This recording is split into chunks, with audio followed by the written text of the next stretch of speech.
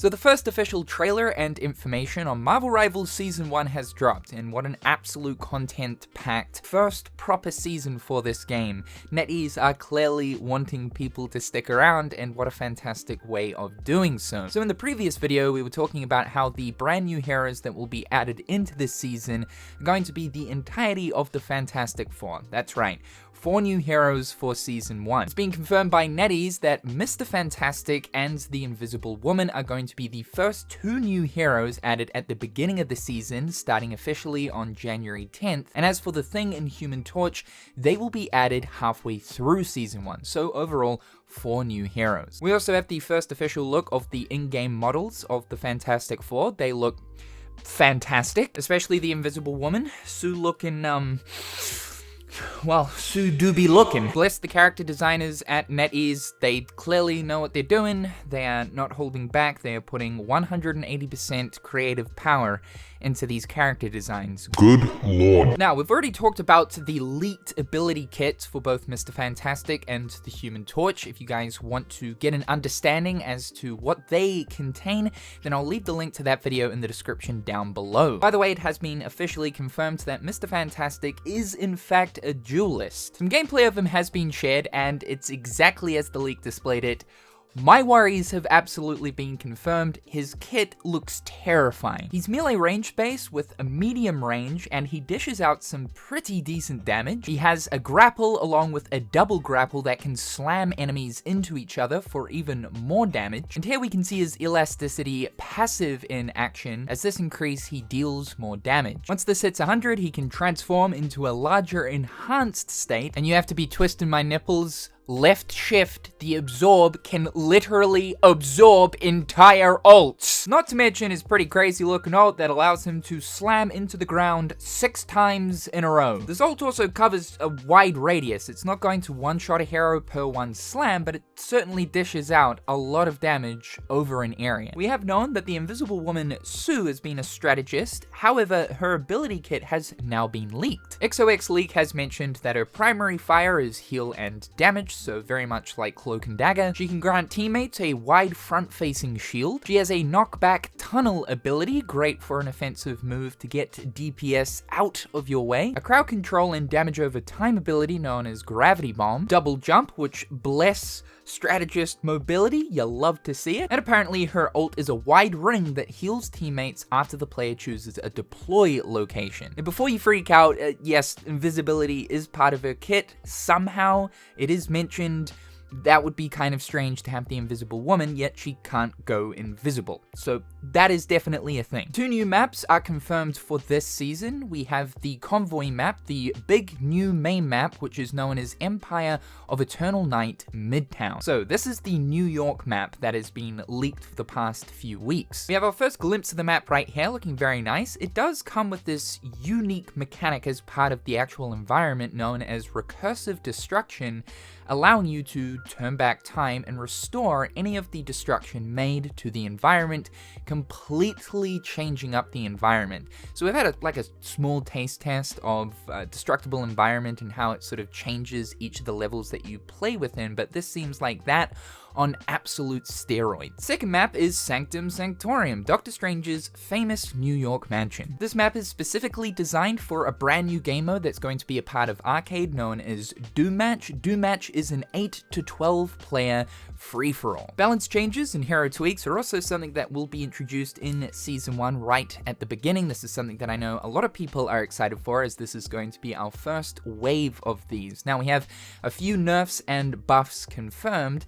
The nerfs right here are Hawkeye and Helen. This just confirms to us that Netease are absolutely listening to the community. They actually mentioned in the dev diary that ranged-based duelists are currently dominating. The highest performing ones here are obviously Hela and Hawkeye, with their time to kill potential being so high. So yes, they are getting toned down. I have to admit though, it's a little bit surprising that both Iron Man and Star-Lord aren't mentioned here within the nerfs, because they absolutely need to tone down, looking at Iron Man's secondary fire, along with Star-Lord's ult. Something needs needs to happen with these. They are just completely shredding at the moment. They really don't take that much skill to pull off, especially Iron Man's secondary fire. Furthermore, if you got the Hulk Gamma Ray team up, it's like swallowing a dry saltine cracker. I hate it. Not confirmed to be an ult or a buff, but it has been mentioned that Jeff's ult, the detection signal for it, is going to be adjusted. The radius and detection range of Jeff's ult is really strange. Even if you're quite a distance above the actual circle on the ground, you can still be swallowed up by Jeff. This leads to some really annoying scenarios of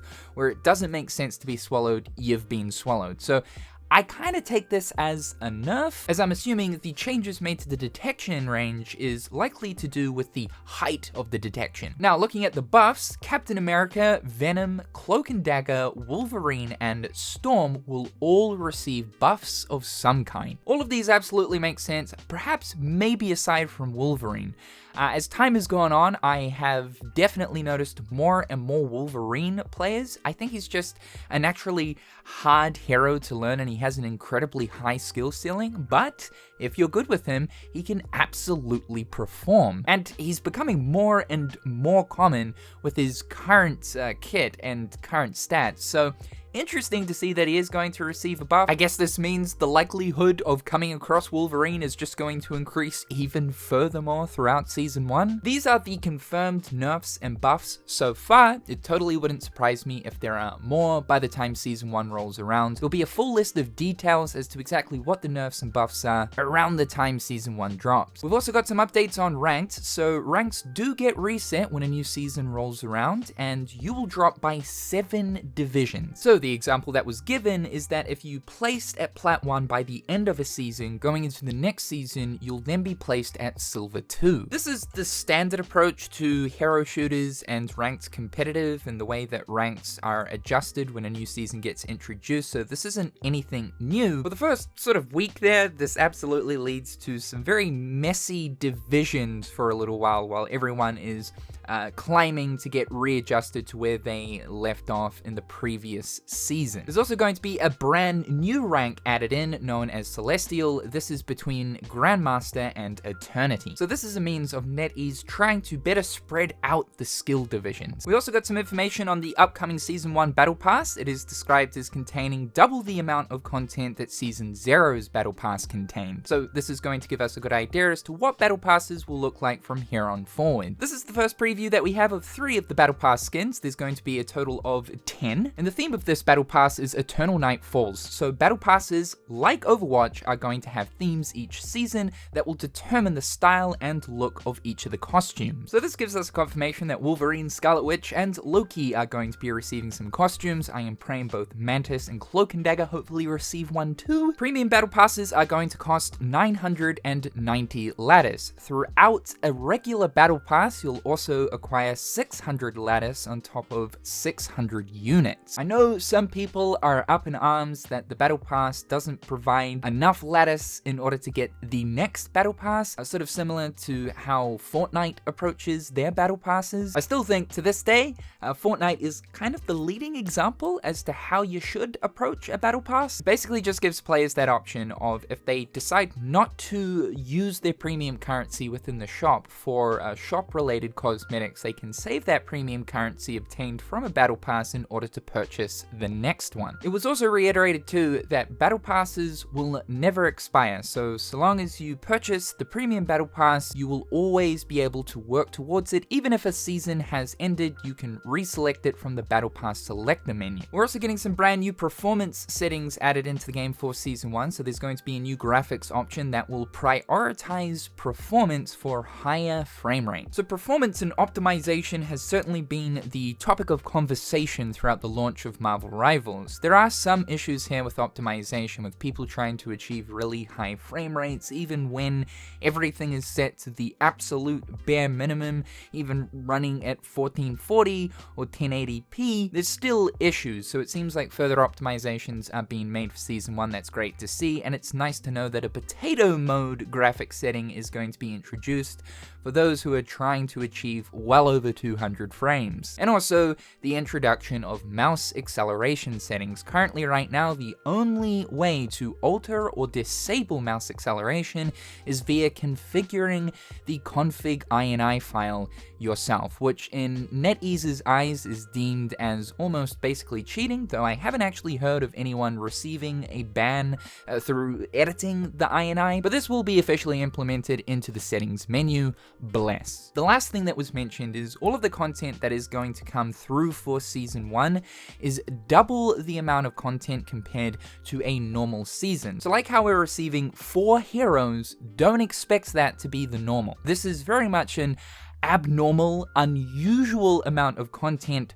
for a season. This might be something that we receive maybe every 4 to 5 seasons where it's double the amount of content, but I think Netease are putting so much into Season 1 to make a really great first impression of the first proper season for this game. But certainly don't let it set your expectations for seasons going forward. Though what this does tell us is we can expect 2 new heroes every single season, which again, using Overwatch as the comparison, and yes, understanding that Marvel Rivals is based on the Marvel IP, an IP that has existed for a long time, so all of the reference material and already designed heroes and characters is there, but thinking that Overwatch only receives 1 new hero every 2 seasons, it means that Marvel Rivals is always going to have this consistent stream of fresh, exciting content. As I mentioned though in the previous video, I only hope that Netease can keep up and don't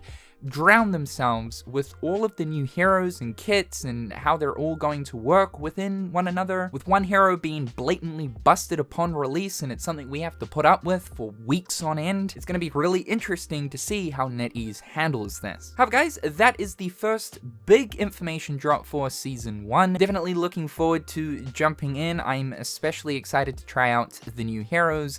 Invisible Woman. I am a strategist main, so I'm excited to learn her kit, and who knows, maybe she'll be replacing out my mains, both Cloak and Dagger and Mantis. We'll just have to wait and see. Thank you guys so much for tuning in. Be sure to slap a like on the video, subscribe to the channel if you haven't already. A massive thank you to my wonderful patrons. I appreciate the ongoing support. I hope you're all having a fantastic day, and we'll talk again real soon.